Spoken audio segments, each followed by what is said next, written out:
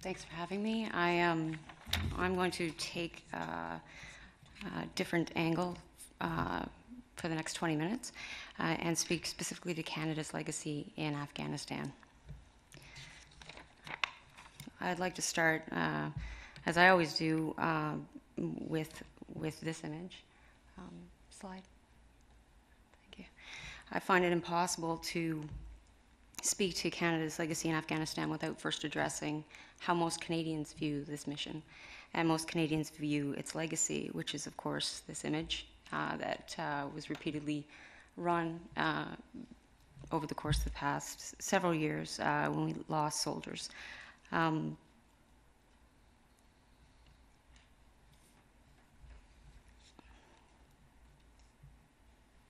Halfway through my own tour, I myself had to carry a casket during one of the ramp ceremonies from Kandahar.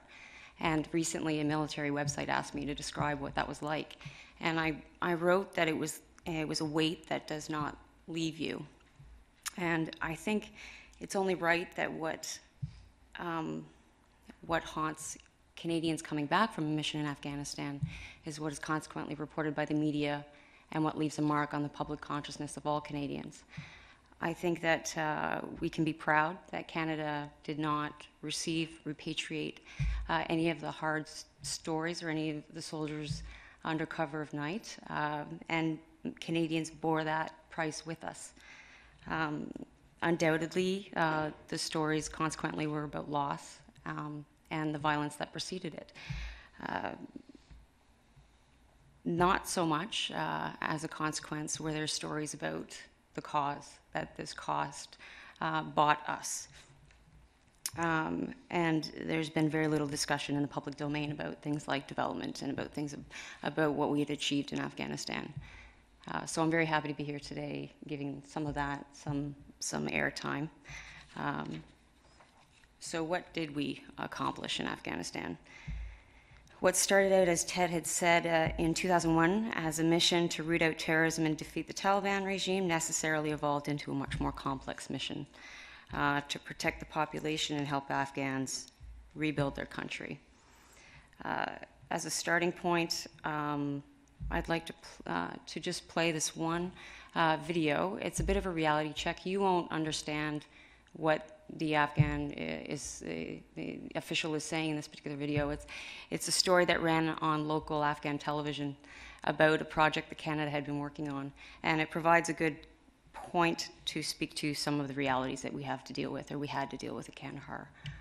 Slide. It's about a minute long.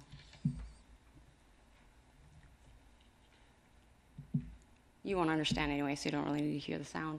The thing that I'd like to point out is towards the end of the video, take a good look at the body language of the people in the room. This was a project that we were training teachers, female teachers, and this day they were receiving their diploma.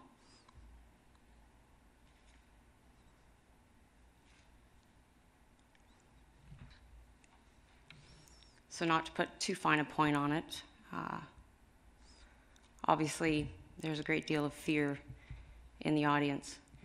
You can't get a much more effective development program than one that has that kind of support from the community and the obvious involvement of the Afghan government with the official that was speaking beforehand. Yeah, you wouldn't have understood it, but he was thanking Canada for its support in this initiative, and we had a very successful graduation of 30 female Afghan teachers. Slide, please. The reality of it, however, is that our teachers are scared. And it speaks to the fact that if you are going to do development, you do need the trifecta of security as well as development. And as Ted had said, the classic Canadian 3Ds, we call it diplomacy, development, defense. You can't have effective development if you have without security and minus the fear. And this is at the core of counterinsurgency, and I know I'm somewhat speaking to the converted in this particular room, but this shows the need for the clear hold build that Canada at this particular point, this is 2010, we fully bought into the Coyne doctrine of clear, the military going into clear insurgents and military with their lives standing to hold ground in order to map out space to have the security bubble in order to do development with local Afghans. And of course, the surge was part of the need for increased security in Afghanistan, Obama's surge. Naturally, there were tensions between the civilian and military counterparts. If you're a soldier standing on a gravel road that is more apt to get encrusted with IEDs, you don't necessarily like to hear that you can't have that road paved unless there's a letter from the mayor. And in order to get the letter from the mayor, there needs to be some involvement from the UN, et cetera, et cetera. So, in many situations, the civilian side of Canada's mission and the military side of the mission had necessary tensions. The people who were responsible for hashing out those tensions and finding the right balance were the Canadian men and women initially at Task Force Kandahar, which General Vance was my direct report, along with the ambassador, and the folks at the PRT in the middle of Kandahar city. And it wasn't always easy, but we certainly felt that seeing eye to eye was critical in any sort of success in Afghanistan. Initially, we were criticized for coming in from the outlying areas into Kandahar city, retreating to the walls of the city. 85% of the population, however, lived in the city, and consequently, given our mandate was to protect the population so that they could get on with their lives, it was a necessary reality to come into the city, because at the end of the day, it was about the people. For their part, the Taliban became extremely good at targeting high-profile soft targets, civilians, including development projects, and government officials like the mayor of Kandahar, who had been assassinated. It was a double whammy of, attacking capacity as well as issuing a message of fear that if we can kill the mayor of Kandahar city, we can kill you too, leaving the Afghan population with a very difficult reality of a campaign of fear by the Taliban, who says you can't accept development projects, you can't accept help, or we will hurt you. Or not being able to be benefiting from those projects. Again, this is the core of counterinsurgency and the need to establish security. So, slide.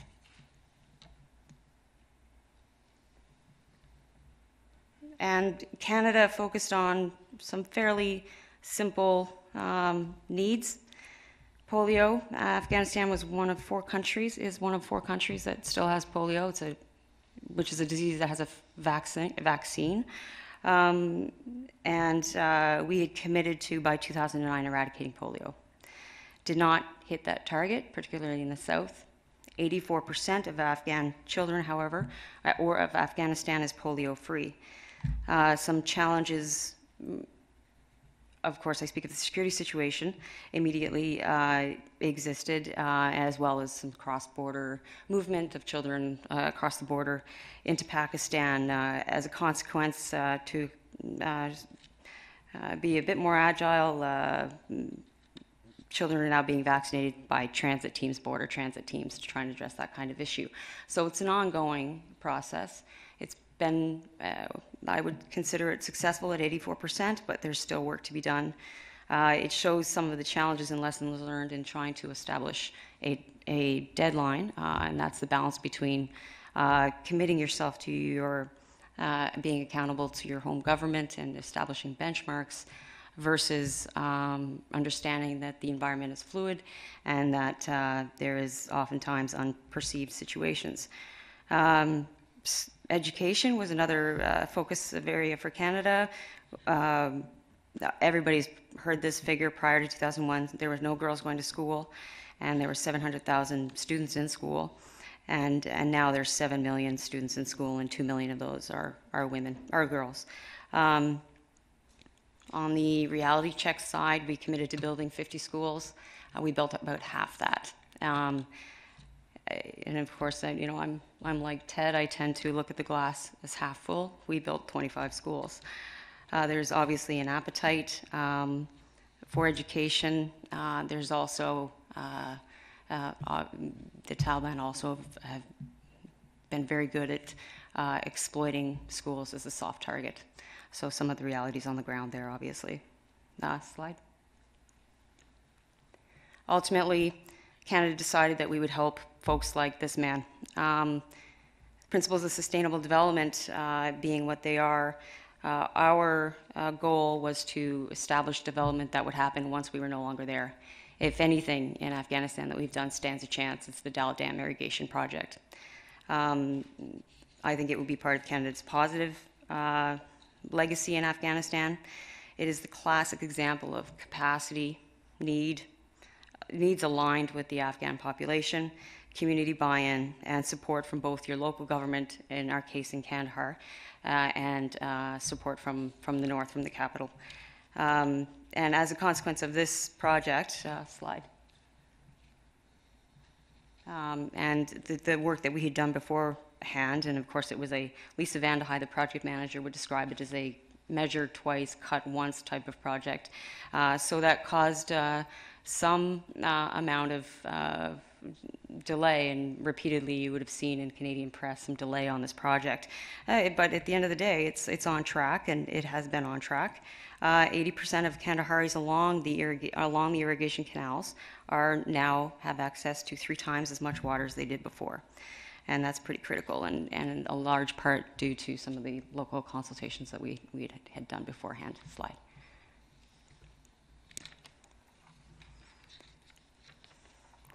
And this is what it looks like when there's a successful day clearing a canal. The community comes out, and it's a positive story. Slide. And I took this picture from a helicopter because previously this was not what you're looking at now. All of this green along the irrigation canals is all as a result of the Dal Dam project. So Canada did that, and it will have a lasting effect. Slide. And we've obviously had some spin-off jobs as a result in manufacturing and construction, over 2,000 and growing. Slide. As we all know, training is a critical part of our mission now. 950 soldiers are part of the NATO's training mission in Afghanistan, and 45 civilian police officers. I'm hoping to give you some things that you don't know, and I think Ted touched on one of them, which was very important to mention, which is that every time you saw a Canadian die in Afghanistan, typically in whatever operation that was involved in, they would have been co-operating with Afghan forces, and you would have seen dozens of Afghans die or get hurt as well. And the numbers are climbing in a sad sort of way. It's an indication that training, the Afghan National Army and Afghan National Police, in some circumstances when it's combat related, the fact that their numbers of killed in action are going up in a weird way is a metric that shows that they're actually on the front lines. So there's a lot of commentary in Canada about Afghans doing their part and grabbing the brass ring. The ANA are certainly increasing their ability to do so, and this is going to be critical increasingly as we head towards March 2014, when we try and hand off to a responsible transition. Slide. I have nothing to do with Afghan National Army training, by the way. I was just loitering. These people do. This is Canada's civilian police officer contingent, and some soldiers as well. They're currently there right now. Slide. Another fact that should be considered is I would consider a lessons learned as it relates to training, is we've had a fascination consistently with the question of quotas and the question of numbers. As you know, we need to maintain some sort of deliverable accountability to the government of everybody's respective domestic governments do. The issue with focusing on the numbers is that strong growth can sometimes, if it's too fast and recruitment is your primary goal, can be detrimental to having a professional service. Without a strong core, policies, procedures, adequate infrastructure, poor standards, obviously your force will be weaker. As we look at some of the green on blue issues that have been having of late, this might be something to take into consideration as it relates to numbers. So when you're reading about whether or not we're hitting our targets for numbers as we head towards March 2014, it's important to bear that in mind, that they have to be quality soldiers and quality police officers and not just enough police officers. Having said that, I'll give you some numbers. The ANSF is close to reaching its goal of 352,000 police and military personnel. The last rotation of Canadian trainers has rotated out. The relief in place is currently ongoing. The AMP side of that is expected to be 147,000 strong. To give you some sense of that, it was about half that in 2007. And of course, critical to maintaining this force is the question of capacity to pay salaries. And that's consistently been an issue across all lines of operation in Afghanistan, whether you're talking about paying teachers or whether you're talking about paying police officers or soldiers. And that comes back to the Afghan government and their ability to pay salaries and do some of the most pedantic work which in bureaucracies is required in order to have a strong institution and strong governance. Slide. I think that's the last slide. The last thing I would say is that in order to have a responsible transition to 2014, I think we've put the best we can put in place as it relates to training, because if you don't have the cops and the Army, you don't have security, and if you don't have security, I worry for some of those women that you saw earlier in the video. Canada also is ensuring that any further commitment, and Ted spoke to our commitment to 2025, is not what would be considered a blank check. There's conditions placed on our involvement in Afghanistan as it relates to, particularly to donor funding. The Tokyo Donor Conference that recently took place, in every country expressed that their involvement is pending on a commitment from the Afghan government to fight corruption and to improve. In Canada's case, we had asked for vast improvement in the rights of women and girls, who, as I said, once the transition occurs, is what I would consider our biggest worry. So that's it. Thank you.